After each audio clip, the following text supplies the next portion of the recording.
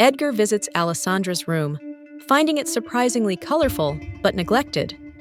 He's baffled by her calm demeanor after her family's betrayal and her desperate escape via a makeshift rope. He helps a servant remove her meager belongings, wondering about her true feelings and what she'll do next. Was she truly as resilient as she seemed? Or was this quiet acceptance a facade, hiding a simmering rage beneath? Did she even have anything of value left? Or had her family already stripped her bare, leaving her with nothing but the clothes on her back and the memories of a life that was no longer hers?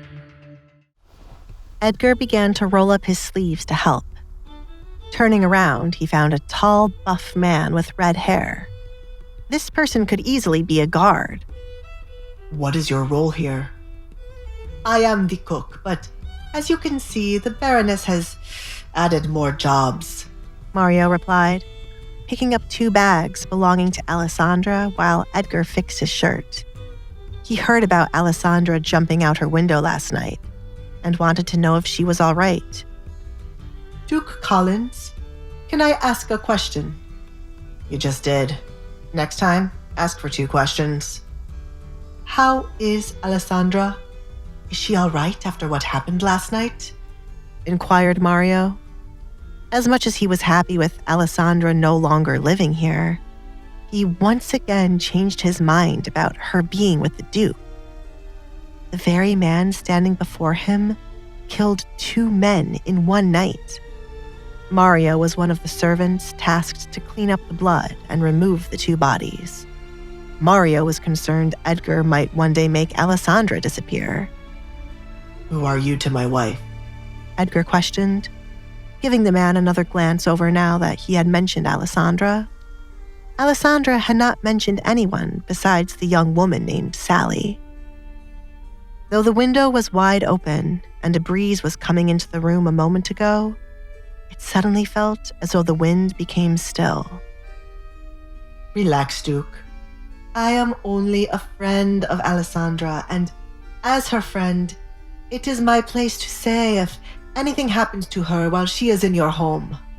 I shall do anything I can to see you take your last breath. Do not hurt her. Mario gave a warning. Edgar tried to take the man's words seriously, but in the end, he started to laugh. He couldn't help it when the threat sounded so childish. It is not a joke. Mario dropped the bags, tempted to punch Edgar. He regretted not finding another way for Alessandra to leave her family. I'm sorry, but your threat is like someone going to the devil and pointing their little kitchen knife at him. I am happy to hear Alessandra has someone willing to kill for her, though you seem quite useless, as you stood by while she fought on her own. I am only the cook. What more could I have done? Mario didn't like being judged by the Duke, as he had no idea how he had tried to help Alessandra. Nothing. Absolutely nothing. I, on the other hand, am capable of protecting her. The threat was cute, but don't try to meddle in our new relationship. I have no time for overprotective friends who will question the slightest thing I do, said Edgar. I am looking out for her, Mario replied. This is true, but you also do not like the girl you started to have feelings for being with someone else. Let those feelings go, because I won't be letting her go. Mario, caught between his genuine concern for Alessandra's well-being and his own conflicted feelings, felt a surge of helplessness. He had tried to warn Edgar, to make him understand that Alessandra had someone looking out for her, but his words had fallen on deaf ears. As Edgar turned away, a triumphant glint in his eyes, Mario knew this was far from over.